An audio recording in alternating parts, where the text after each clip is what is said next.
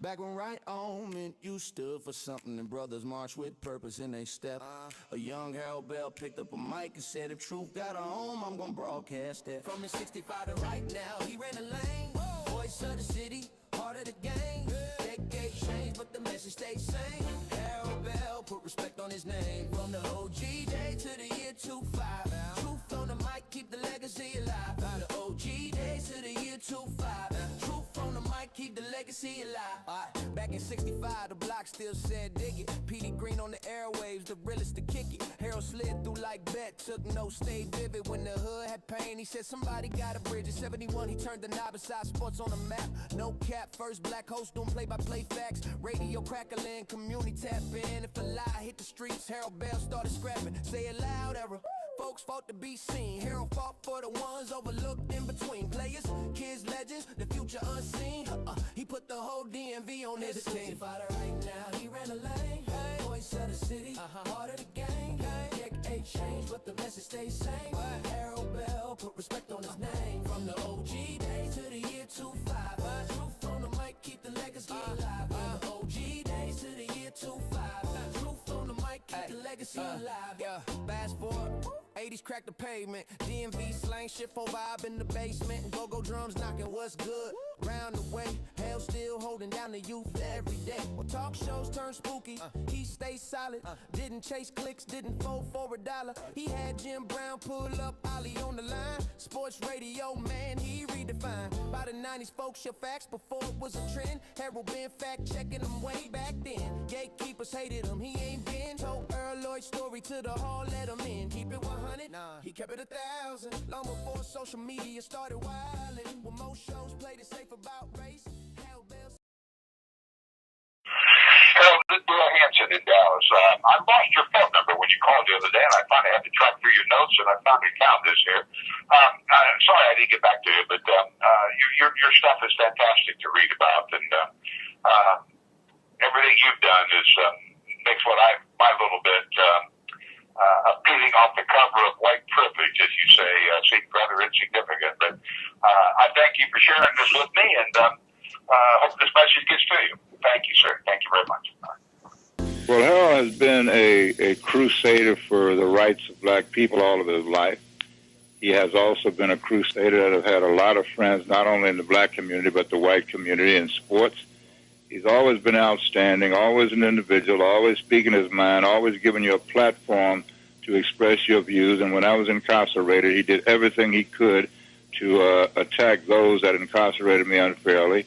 And he's one of my friends. Over the years, we've done many things together. So Harold is truly a man that believes in his culture and his people, and will always be that way because nobody's ever been able to change him. So, hey, that's my partner. This is the heavyweight champion of the world, George Foreman, for the best in sports and sports personalities. When I am in Washington, D.C., I check out my good friend Harold Bell and Inside Sports. Talking about a real champion, Harold Bell and Inside Sports. I can be Harold Bell. You the hottest thing going, then I want to be you. Hi, this is Don King of Don King Productions for the undisputed champion of sports talk. You must turn to my man Harold Bell and the original Inside Sports. For the best in sports and sports personalities, Inside Sports and Harold Bell are knockouts. Hey, this is Franklin Ivy, the heavyweight champion of the wide world. I got all of you to check out Inside Sports with my main man, Harold Bell. Inside Sports. All right. Thank you so much, Shannon, for that great introduction. Folks who don't know me, Shannon is trying to familiarize who Harold Bell is. I wanna take thanks to Shannon and of course to Maurice for that outstanding rap intro, man.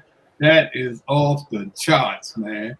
Right now, I want to introduce my co-host. He's a native Washingtonian, a young man, a young talent that is out there, has a great idea of what's going on. He's done radio. He's now doing, of course, a podcast with me. I think he had all his own podcast one time. But I welcome him because he's a talent. He's a generational talent and a young voice that needs to be heard along with this old man. So without further ado, I'd like to welcome my co-host, Mr. Shannon Roundtree, better known as Big Marc. Big Marc, how you doing? I'm doing great, man. I'm doing great, man. Can you hear me, Big Marc? Hey, I'm doing great, man. Mr. Harold Bell, the legend. How you doing, brother? All right, we're doing fine, man. We're doing fine. We got a great show Nice today. lineup. We got an exclusive. We got an exclusive. We got a young man that's with us today that's on the scene in Miami, covering the number 1 team, Indiana Hoosiers, and the number 10 team, Miami, for the National College Football Championship. And I'd like to welcome Showdown. him because he's been this is the showdown. He's been covering Indiana sports for now close to 2 decades, but it's been like basketball with the WNBA, the NBA. But he hooked on to the Indiana Hoosiers, man, and he's been there since the beginning of this new era. This is a new era, man, because Indiana has always been about basketball, you know. Now we got an outstanding coach and an outstanding quarterback who's going into this game undefeated, and they fight. It's gonna be a tough game for them today because Miami is at home. And one thing about Miami, they have a pretty good defense. But I am going with, of course, the Indiana Hoosiers. You know why I'm going with the Indiana Hoosiers? Because of that bad young man, Mendoza, man. He is out of sight. Why do I say that? Because I've never seen anyone throw a football like he throws a football. My favorite pass pattern when I was in a high school and college and the minor league, you know what my favorite pass pattern was? My favorite pass pattern was a down and out, because I didn't think anybody could check me going down and out because the cornerback had to guess where I was going. So my quarterback would always have the ball there because I wasn't that fleet of foot, but I had great moves, have that ball there ahead of time. So that's hard to check. But you know what this young man for Indiana can do? He can throw that back shoulder pass like I've never seen anybody do, man, in college. So that's why I'm going with Indiana today. Let me bring in my special guest, Mr. Scott Agness, who is the man on duty in Miami today. Scott, thanks so much, Scott, for coming back and joining us, man, because you were off the charts the last time. Now you're there, right there. Scott, give us a breakdown on how you see this game today. Yeah, good morning. Good to be on with you again. Yeah, this is a matchup we're all looking forward to. I think number one, because of the physicality, that's what jumps out at me overall. Starting with Miami, and I think a lot of people, if they think IU could struggle, it would be because of that physicality up front. You look at the average size, the average weight, much bigger when it comes to Miami players. But I don't think that'll be as big of an issue as many are maybe thinking, because one of the big things, Harold, that we saw IU attack in the offseason was their lines on the offensive and defensive end. And starting with their center, who's been instrumental in what they're doing. The transfer from Notre Dame, Pat Coogan, he was named the offensive player of the game at the Rose Bowl several weeks ago. And so, yes, they don't have as much weight and such, but I think they're much more talented up front. And their veteran offensive line coach and offensive coordinator, they can scheme around it. They can figure it out. This is a Miami team that's had a couple losses. This IU team, on the other hand, like you were talking about, not only has the first ever Heisman winner for IU, but they're looking for an undefeated season. And you'll appreciate this. If they're able to get it done Monday night, Harold, it will be basically 50 years since the IU men's basketball team in 1976 completed the undefeated title, something nobody has been able to do since. And then IU would have the most recent men's basketball and football team to do so. Scott, speaking of that history, I don't know if you are aware, but I just discovered, I've met this guy many, many years ago, and I didn't realize, man, that he was the first Black African-American to play football at Indiana University. And I'm talking about George Tyler Farrell. Yeah. So you guys are in good shape. You got Bobby Knight and George Tyler Farrell, man, looking over you, man. I met George through my friend Glenn Singleton several years ago on his 90th birthday.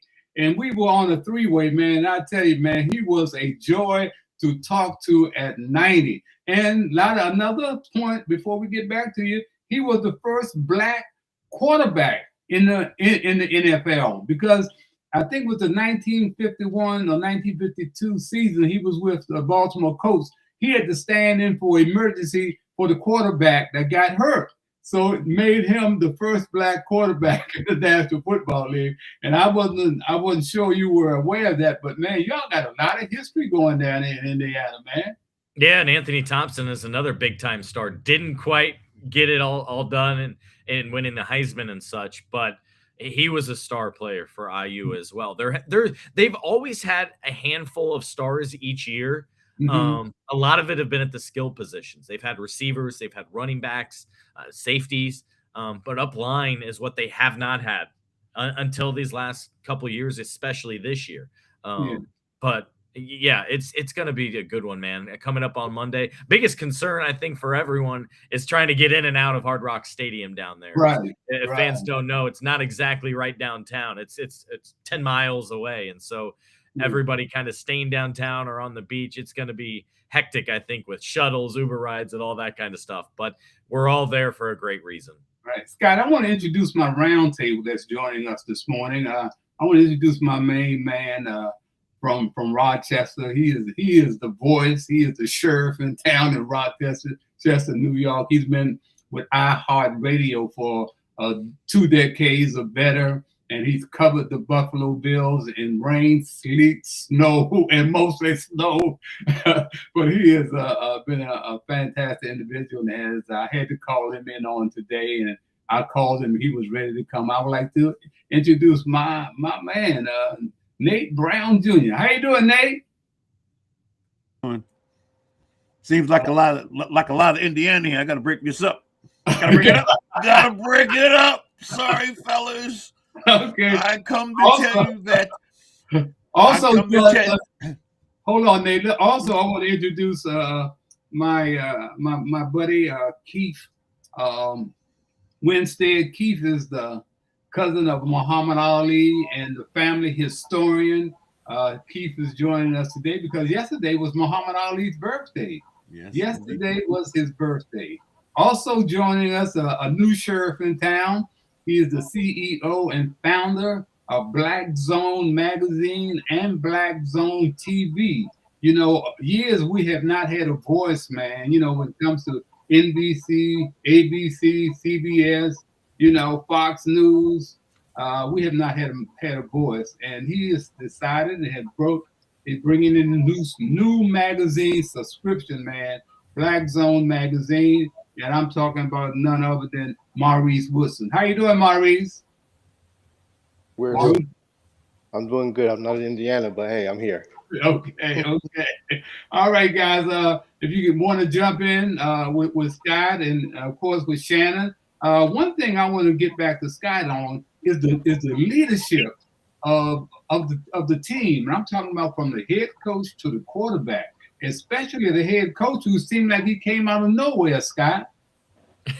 Yeah, well, all he did is win previous stops. It makes you wonder, though, at like 62, 63 years old, why didn't somebody find him before? Because when you just look at his resume, he's had constant, players of the years at quarterback. He's won his conferences. He's won just relentlessly, but he was playing at smaller universities. And it's a great story, Harold, in the fact that he took a chance on himself. He had a nice job with Alabama under Nick Saban as wide receivers coach, but he knew he wanted more. He knew he wanted to be a head coach. So he left, I think went to Elon and then James Madison, 2 smaller programs, not, Big Five here, and had great success. And it took IU to find him. And he's just transformed what he's done there and done it on this map. And so I think that's why the stage has not been too big for him, because he's very process standard oriented. And so he brings that with him, and it translates. And that's been something that's been substantial for this IU program that really didn't have much of a culture or winning background whatsoever.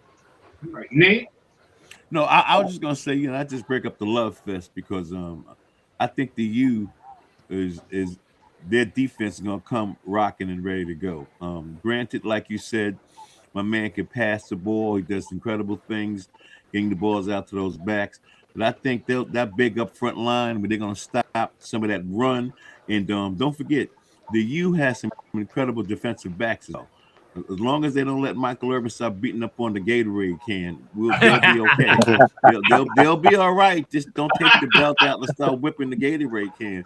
But I really do think this is going to be an excellent matchup. But it's in the backyard of Miami, and that's going to be tough to do. I think right there, that 12th man, so to speak, for those folks. And I know the U's coming. I mean, IU's bringing their crew, but something in that Miami background, just in terms of they finally kind of arrived. And I like to say something that Audrey Crook said out of Indiana, out of Iowa State, the young lady that plays basketball. She says, I'd rather lose 1 or 2 games, be ready for the big game. IU, Indiana ain't lose nothing yet. Miami lost. So that's what I look at that aspect in terms of, okay, you know what I mean? You got a lot on the line because you don't know what it is to lose yet. And, hey, I just think that the U is going to bring the heat with the D. Okay. Anybody else? Keith? Well, what's funny, I believe University of Louisville beat Miami this year. Oh, is that right? I believe that was one of their losses. Yep. And but I'm rooting for Indiana, because I'm about 50 miles from Bloomington. I'm in Louisville. Okay. Also joining us is my main man, a dear friend, a guy who went to the University of Kentucky, played in a bowl game, the Hall of Fame bowl game, where he set records. As returning a kickoff for 85 yards that still stands today. And he ran a 63-yarder from scrimmage. He spent 11 years in the NFL. And I met him here in Washington when he joined the Redskins, and he has been a dear friend ever since. I want to give you a little highlight on what he did during that time of his 11 years in the NFL. Can we run that short video of Marc, Logan?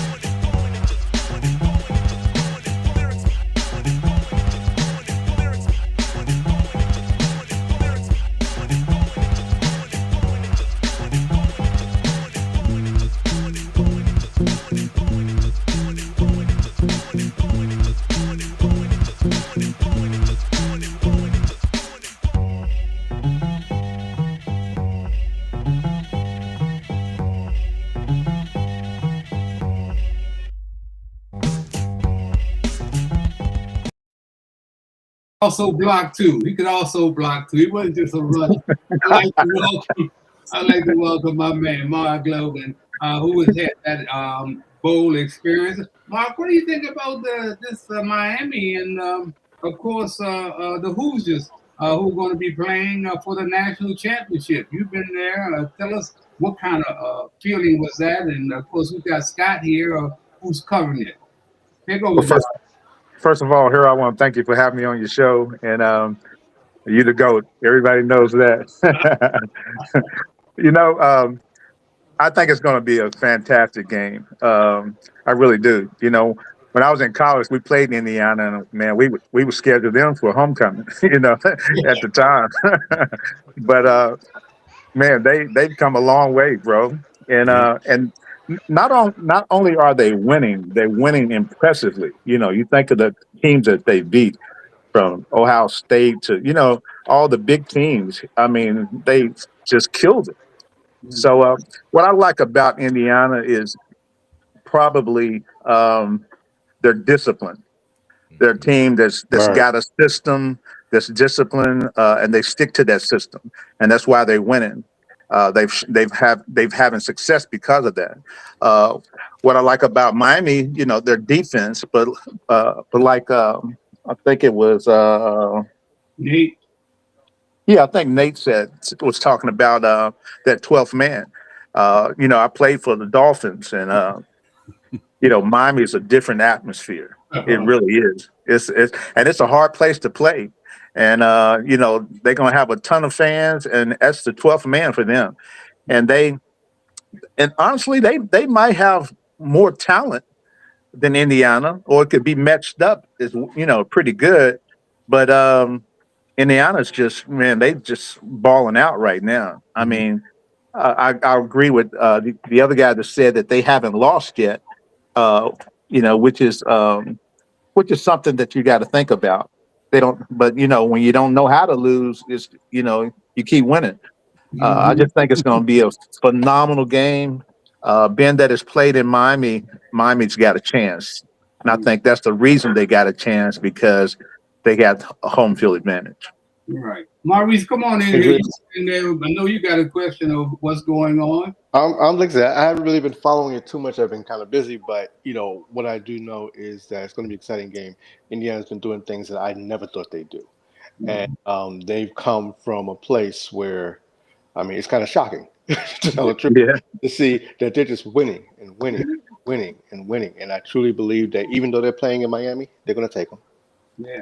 Well, Scott doesn't have a whole lot of time to be with us, but I want him to kind of sum things up here. And like I say, I'm so impressed and thankful that we were able to pull him away for a few minutes today. And Scott, you greatly appreciated, man. And of course, man, you are in the catbird seat. That's what I said. You're in the catbird seat, man. So we wish you guys great success on the upcoming game for the national championship, man. It doesn't get any bigger than where we are today, man. That's right. No, not at all. I want to add one thing because of the home field people have talked about. I'm unsure how much a difference that'll mean in this situation. And what I mean by that is I think it was significant for this week, although some could argue it's a little bit to their detriment. With more free time means more tickets you can give away, or more people reaching out, trying to get things from you. But Miami's going to be on the opposite sideline. I wonder if they're even going to have their home locker room. And I know IU fans are going to travel very well. So I am curious to see what kind of advantage it will be, or maybe I'm sure it will be some, but not nearly what a normal home game brings for them because of all those different elements. And then on the other side, the other thing to keep in mind, as good as Miami's defense is, their offense, I think that's an area where IU's defense can really take advantage. We talk so much about IU's offense because of their weapons, because of their options at tailback, their receiving core and such, but their defense, how they get after you. Carson Beck has not really impressed me nearly as much as I thought he might. And so I think that's an area where if IU has success, they can take advantage, just like they did with Oregon on the first play of the game. Well, hey, man, thank you so much for that input, man. And giving us more insight on this great Indiana team. And wishing you guys the best of luck. You don't have to go anywhere.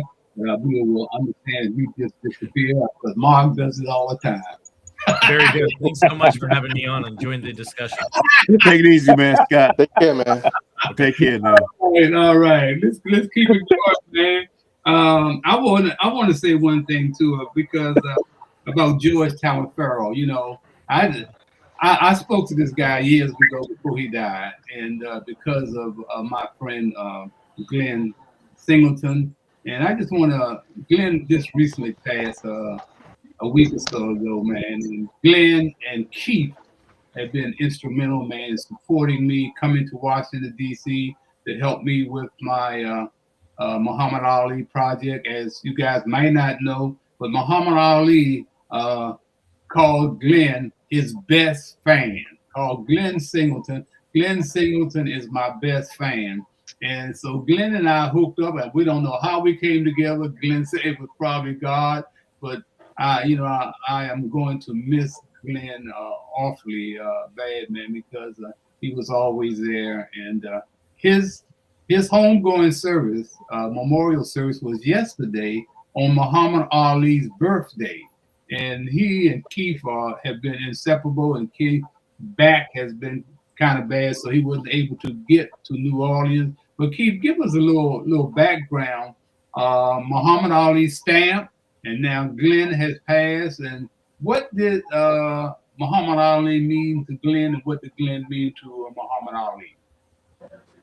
Muhammad Ali and Glenn were good friends, like you said. He called Glenn his #1 fan. And when Glenn Singleton was, he saw him in the Olympics, on TV. And when Muhammad came to Miami, he went from Alma, Louisiana to New Orleans and met him. And they've been in contact ever since. They've been friends. And, Glenn knows everybody. He introduced me to you. Yeah, right. And he introduced me to Malcolm X's daughter, boxer Tony Tubbs, boxer Carlos Dixon, and he has a library in his home dedicated to Muhammad Ali. Why don't you hold it right there? And Shannon, can we show that interview when Muhammad Ali passed and TV station down in New York? Called his man Muhammad Ali called lives in St.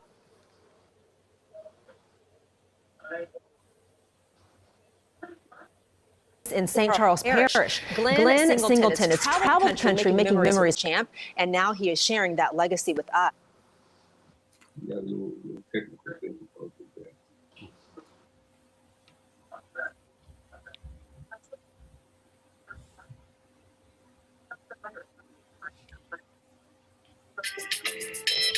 Country making memories of the champ, and now he is sharing that legacy with us. Jennifer Crockett has his story now live from the Superdome.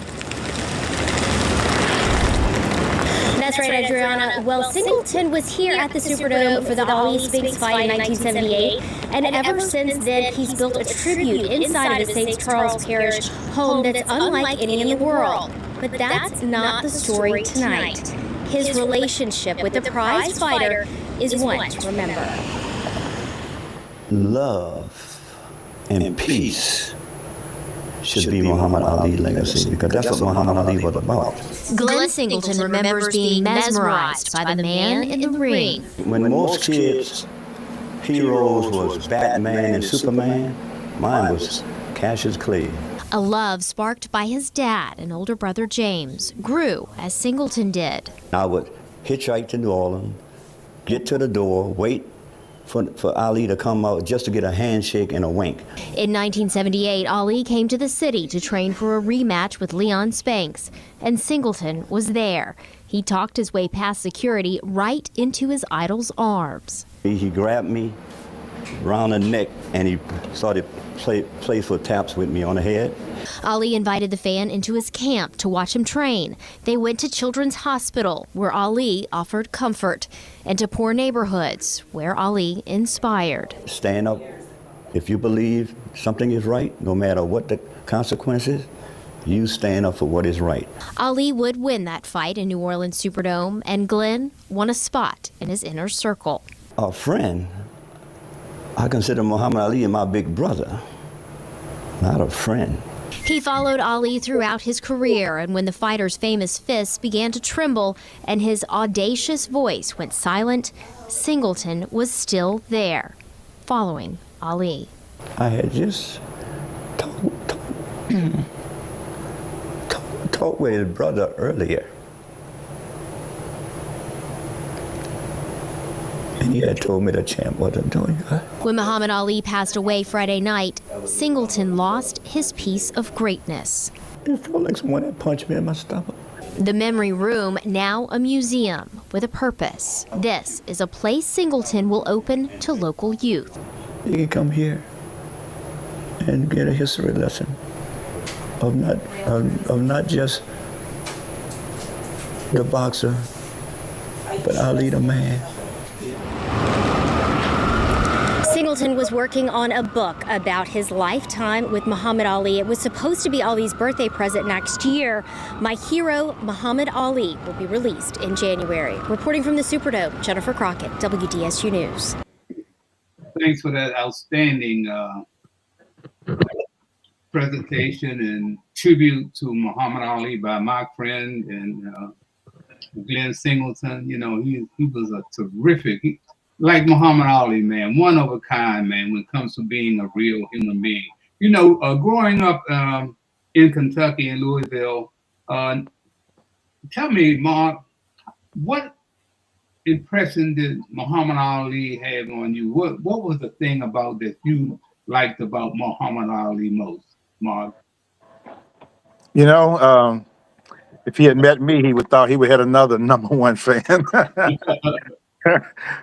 Man, when he, if there was a fight that he lost, man, I would just cry like a baby. I mean, that's the effect he had on me. I grew up wanting to box. My dad used to box, and I grew up wanting to box as well because of Muhammad Ali. Of course, in Lexington, there was really nowhere to train, and that's probably the only reason that I didn't go into boxing.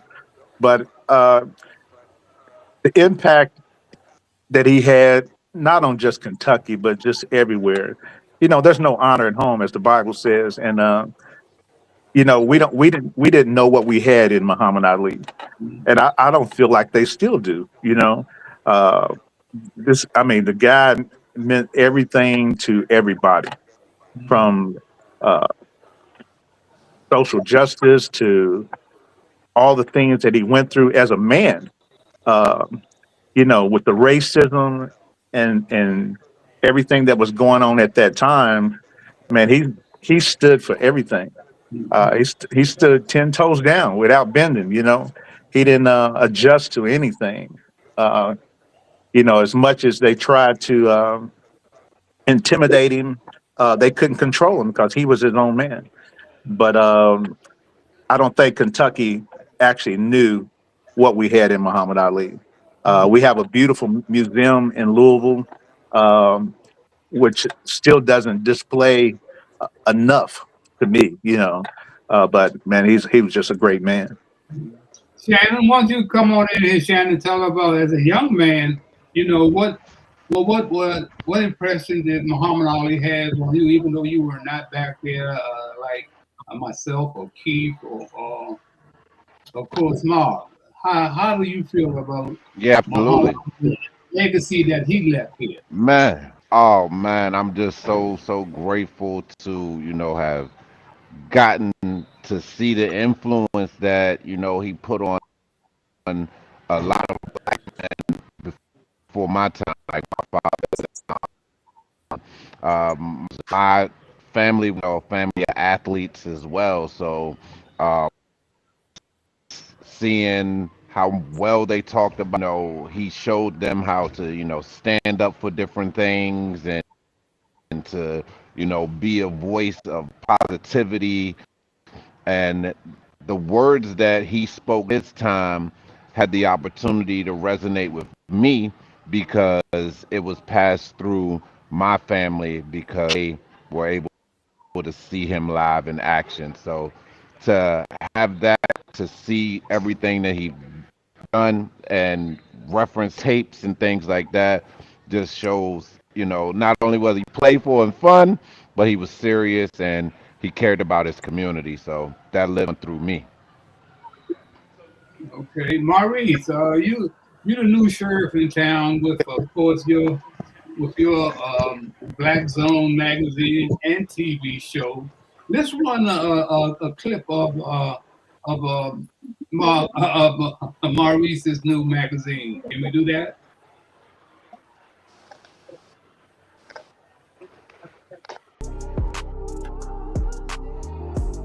They want to erase us.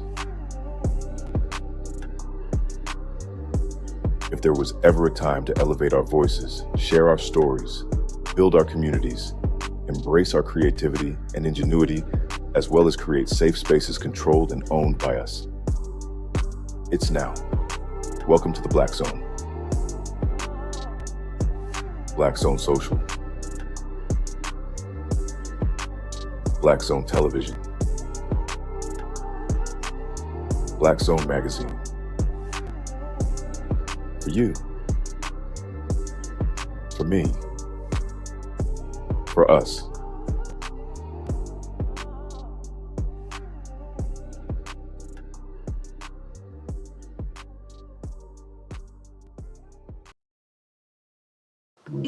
All right. I tell you, Maurice, man, I say congratulations, man. This is so needed, man. They control our narrative. I'm talking about NBC, ABC, CBS, Fox News. We don't have Ebony Magazine anymore.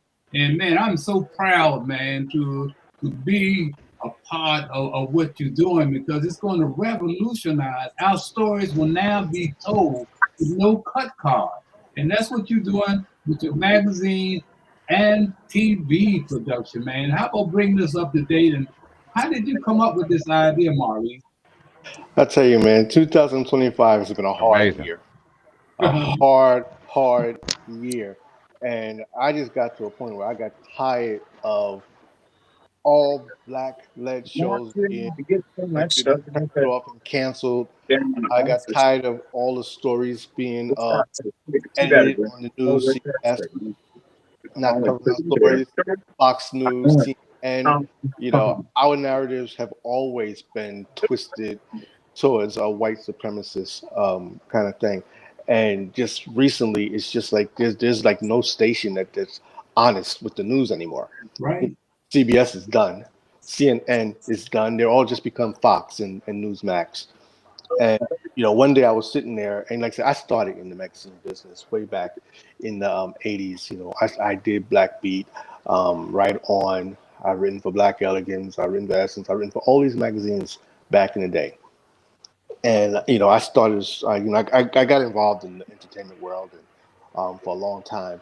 And I decided to go back to telling stories in the magazine. And while doing that, I spend time on Twitter. And, I would not call it that other name. But when you're constantly being attacked by MAGA racists and nobody does anything about it, you're being called the N-word on there and nobody's doing anything about it. And one day I said to myself, I cannot be on a platform.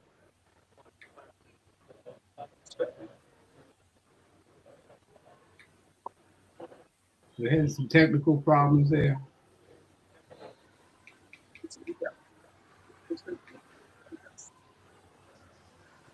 What's happening, Shannon? Hey, Maurice, are you with us?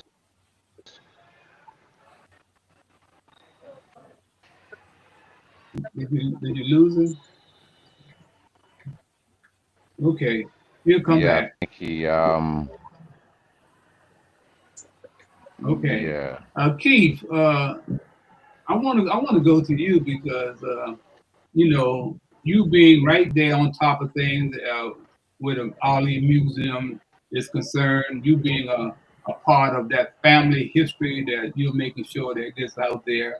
What do you think about Maurice's new magazine and how does that free us, man? Because for much too long, man, we have lost it. We have allowed Ken Burns and PBS to become the gatekeepers for Black history. They've never walked in our shoes. Ken Burns has done the Joe Louis story, the Jack Johnson story, the Martin Luther King story, the Jackie Robinson story.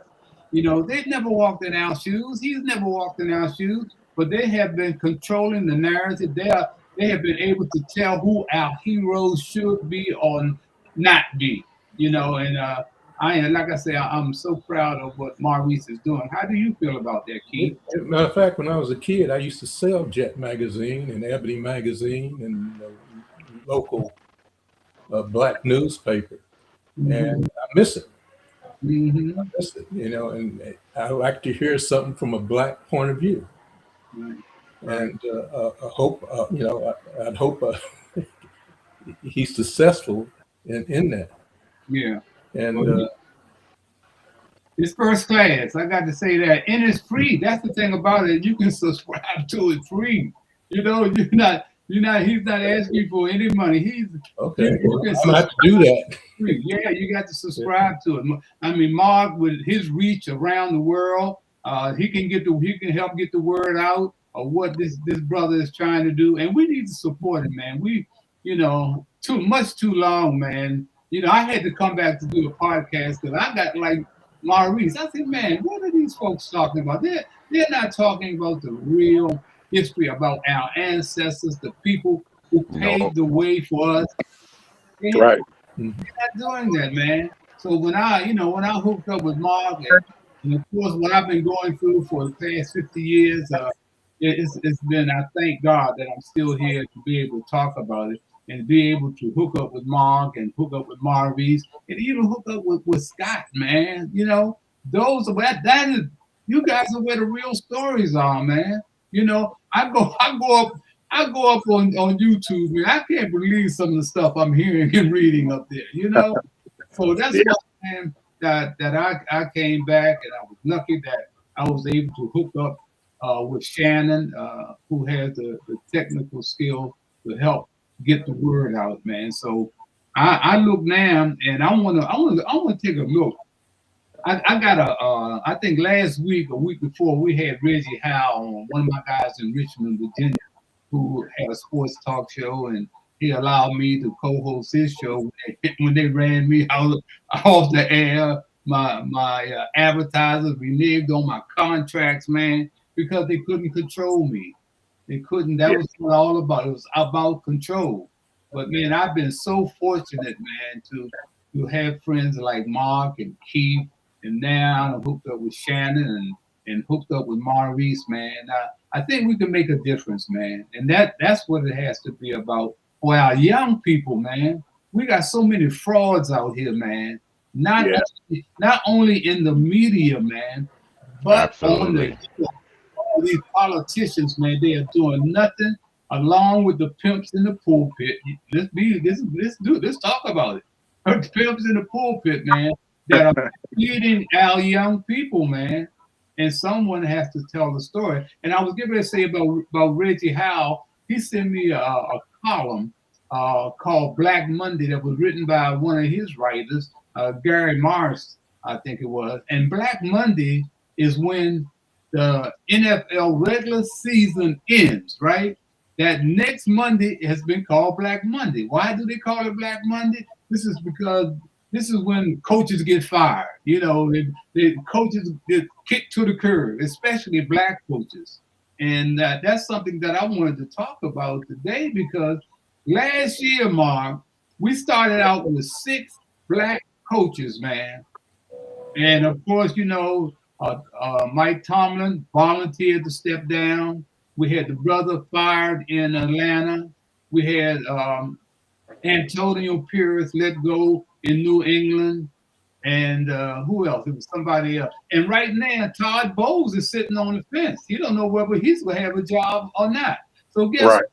We got one coach that is secure and will have a job and a contract next year. That's DeMeco Ryans of Houston. One black we talking about. So what happened to the Rooney Rule, where they were supposed to, you know, see that black coaches were given an opportunity to coach in the National Football. Do we have Shannon? Do we have Dale Hansen as he talks about the black coaches, the plight of black coaches? Can we run that? Been a lot of criticism of the Arizona Cardinals hiring Cliff Kingsbury as their new coach. Even my guys Mike and Jonah have been questioning that hire. But Kingsbury fits all the criteria to be a head coach in the NFL. He's an offensive genius, he's young, and he's white. And not necessarily in that order. There have been 6 new coaches hired so far, all white, and 2 coaches of color they are replacing. Stephen Wilkes, fired in Arizona after just 1 year. Vance Joseph in Denver after just 2. But Cowboys coach Jason Garrett is in his 9th year, apparently because he wins so much. A lot of people don't understand how Kingsbury can have a losing record at Texas Tech, no NFL experience, and get one of the 32 NFL jobs. But getting fired at Tech doesn't eliminate him from moving up, at least it doesn't to me. I've had 11 jobs in my life, been fired from 8 of them, and moved up every time. And I am arrogant enough to tell you, I think Channel 8 was right to give me another chance. But I am the product of white privilege in America, and I've never denied that I wasn't either.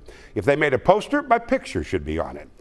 Getting fired at one place and getting another chance isn't the problem. But young, talented coaches of color not getting the chance, that's a huge problem. The covert racism of the NFL ownership group was so bad, the NFL had to make a rule so that minority coaches could at least get an interview. Cowboys secondary coach Chris Richard has been interviewed, and there are reports saying he might get the Miami job. After what he's done with this Cowboys defense, how could he not?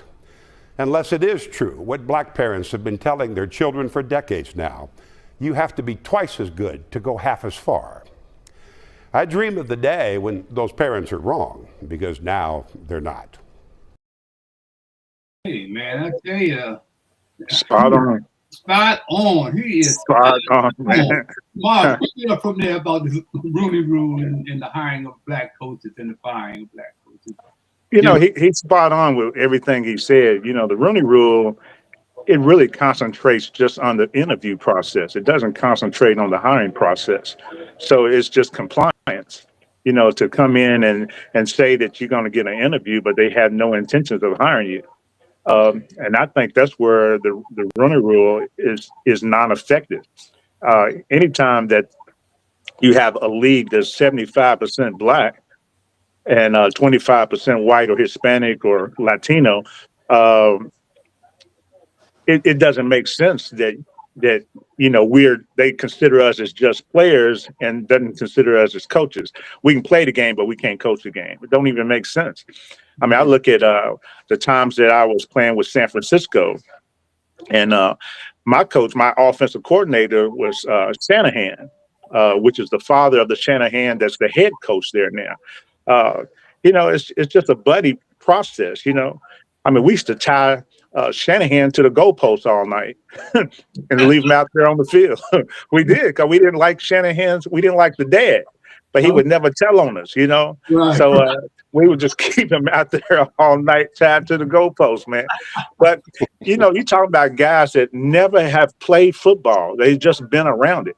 The Rams head coach, his father was in our head office at the 49ers, and all of a sudden both of them get a job at the same time. You know, it just don't make sense. They ain't never played the sport. They've been around it their whole life, but you got so many other people that are way more qualified that's played the game. I mean, you know, when I just retired, you know, I was still trying to stay around the sport, so I went into a broadcasting school. And at the time I spent all this money for broadcasting, now they want a pretty face on the sideline. No more sideline commutating by the players who know the game. You know, they want another pretty face. So that's where the women came in then. You know what I'm saying? So, you know, I spent money for nothing, you know, but, you know, they just try to they try to control the narrative on everything, because we're going to tell the real story. Right. You know, how far would we be now if everybody stood with Kaepernick? Oh man, You follow what I'm saying? How oh far would he have been? Because the power is in our hands. yeah. If everybody, stood together, Absolutely. man, we would be so much further right now. Oh, The league wouldn't control all that. One They thing, wouldn't control. They always it's never a different narrative for them. It's always a fear factor. They always threaten you with something, or saying they're going to cut you, or because then it wasn't really. It was just a few. What am I trying to say? Contracts that were guaranteed contracts. First guaranteed contract was Jerry Rice, my teammate, and Steve Young got the next one. We played for minimum wages compared, what was going on then. There wasn't no guaranteed contract. You signed a 3-year deal, but that 3-year deal, they could cut you at any time. So that's why you saw players, always renting, not buying a house. If I bought a house and I get cut the next year, and even though I got a 3-year deal, how am I going to pay for my house? It's crazy. So, everybody wasn't making $1 million. It was going to that, the left tackle, it's going to that left tackle, the quarterback, all the skilled players, but everybody else was playing for minimum wage. So this Rooney Rule, man, is, it takes one person to recognize that, and it probably was Rooney to make that rule. But I just think it's concentrating more on the hiring process. On the interview process and not the hiring process. They need to add more to that Rooney Rule to where, you're hiring this. Mark, you're right on the one. But the problem is this: we cannot see the forest for the trees, man. Yes. Here we got the NFL, NBA, Major League Baseball, National Hockey League, which will never have any black coaches or black owners, but you have no ownership. They have one black owner, and some folks, they question whether he was black or not. We talk about MJ, and then MJ, he gives up the franchise instead of him selling it to some brothers. There's plenty of brothers and sisters out there. He didn't give it to them. You understand? So we don't see the forest for the trees, man, because there's no ownership, and when there's no ownership, we cannot expect them to do the right thing. And they have done the right thing for 100 years, man. So I just say, man, that we got to keep stepping, and we got to understand, man, that we're running from behind. We've always run from behind. There's never been an even playing field. When I think about running from behind, I think about Terrence Crawford, who's the welterweight champion of the world. His daughter, she shows us what we can do. We can win from behind. Can we run that clip, Shannon, of the little girl? Dang, I want to knock her. She ran out her shoe. Go to Lay. Go Lay. Go Lay. Let's go Lay. Good job, Lay. Let's go Lay. Let's go Lay. Let's go Lay. Let's go Lay. Let's go to Leia! Come on, mama. Let's go to Leia! Let's go to Leia! Let's go to Leia! Let's go to Leia! She ran out her shoe and had a... Talk about an inspiration, man. We talk about being inspired, man. That's awesome. That's awesome. That is awesome, man. That's the norm. That's the norm for us. Running behind, man. Yeah. Running. The problem is we cannot give up. We cannot give up. That's why Maurice, I'm so glad that he's stuck in there and said, man, I got to do something about this. And here I am. I'm going on 88 years old. And they thought we have to change the narrative. Yeah, they thought I'd be gone by now. Yeah. And here I am. Last show I was on, the guy was saying after I had already decided to not do a podcast, and me and him had a run-in. And he said, well, ain't nobody listening to Harold Bell no more. Well, brother, I got news for you. Somebody's listening to Harold Bell. Sir. Yes, sir. I thank all you guys, man. And when I think about, the challenges that we face, I see so much stuff. I be looking. There was a Shannon. Can we show this last piece of the little deer challenging the rhino? Yeah, Please. absolutely. Show this. I want to say that, one of the things that people probably don't recognize as much from that video of Lele running is her form. And if we all can stick to our form, we can really accomplish some great things out here.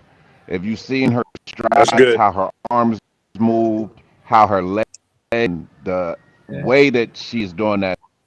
So that came from training. That came from somebody teaching her, passing that information on that you guys have, that you guys experience, and allowing, the ones coming up to really grab hold of that and run with it. And we can definitely come from behind and accomplish some great things.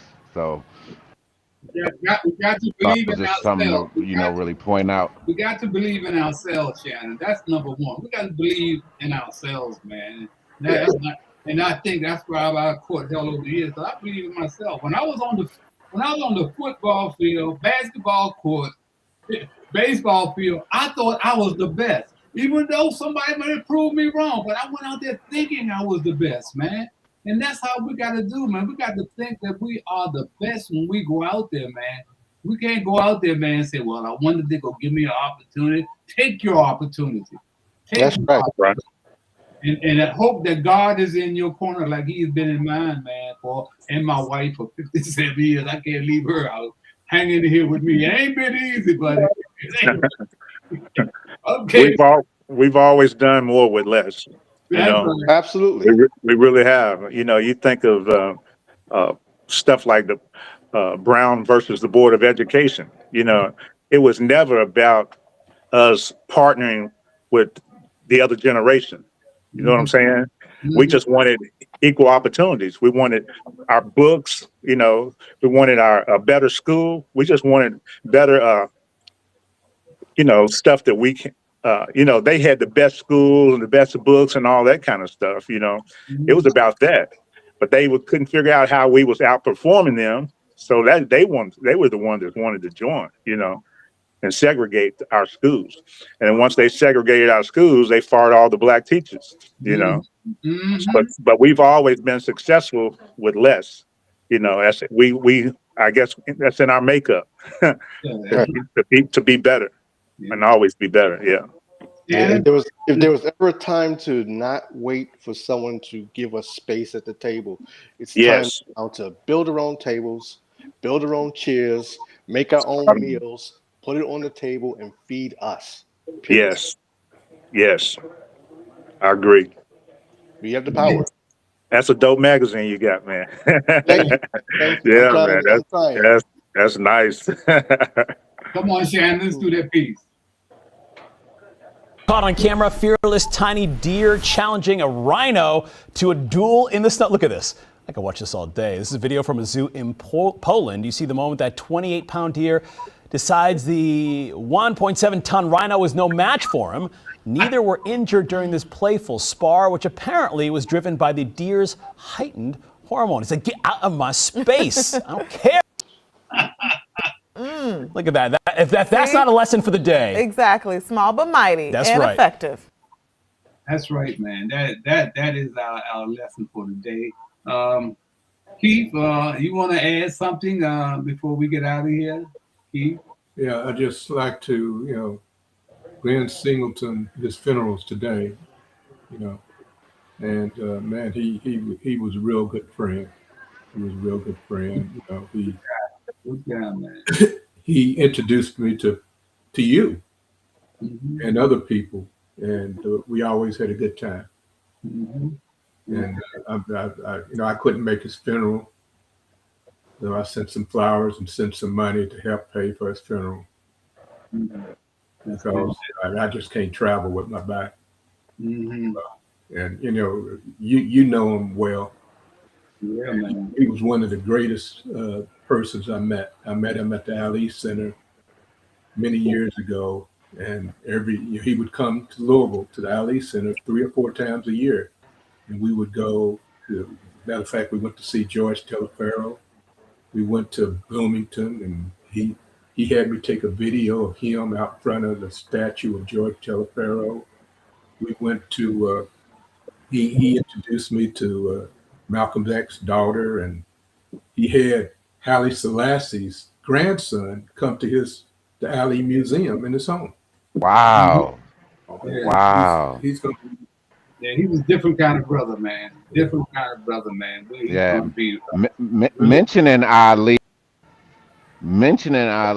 the 15th, they just released the first ever. This is our legacy moment right here. Muhammad Ali stamp. That's right. Yeah. And Mohammed said, the only time I will be licked is if my face was on a stamp. He was before his time, boy. He was before his time.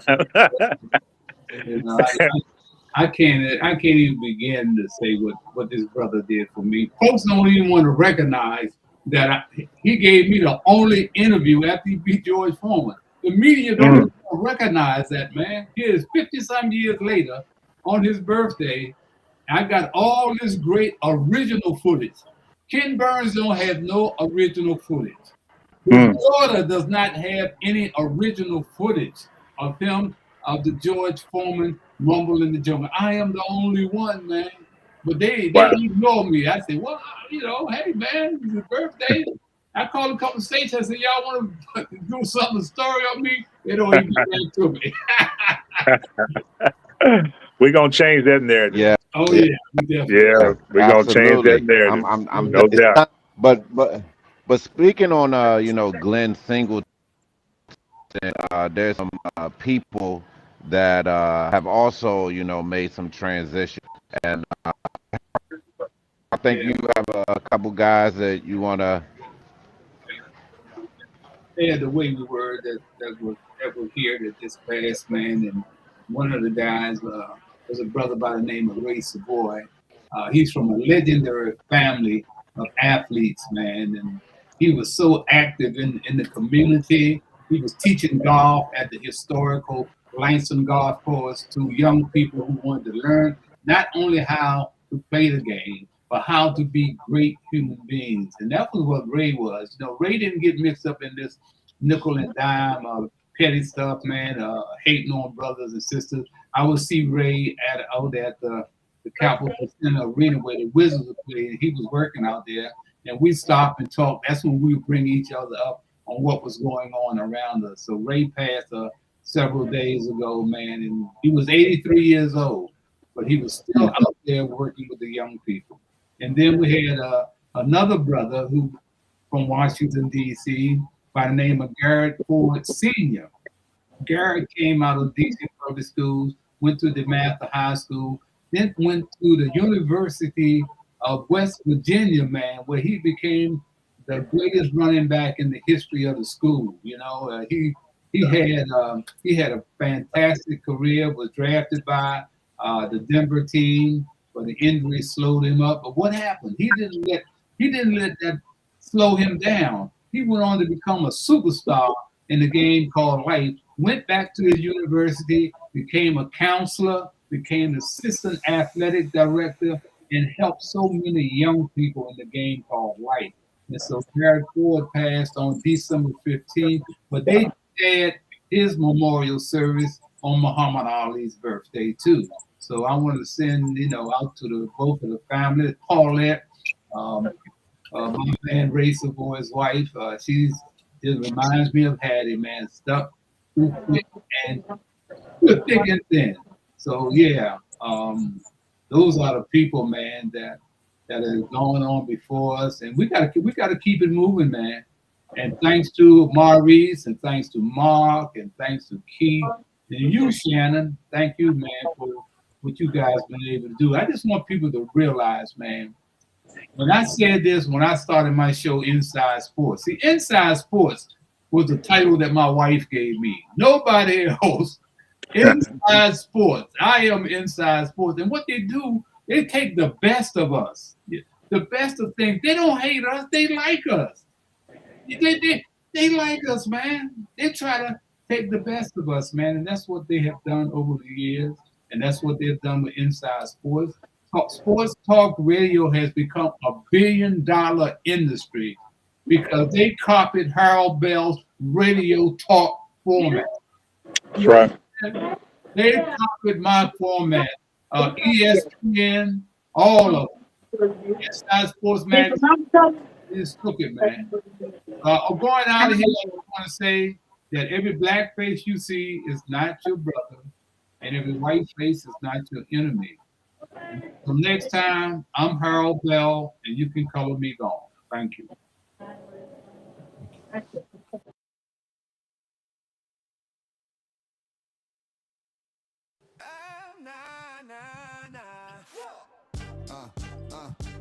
Back when right on meant you stood for something and brothers marched with purpose in they step. A young Harold Bell picked up a mic and said, if truth got a home, I'm gonna broadcast it. From the 65 to right now, he ran a lane. Voice of the city, part of the game. Decade changed, but the message stayed same. Harold Bell put respect on his name. From the OG day to the year 25. Truth on the mic, keep the legacy alive. From the OG days to the year 25.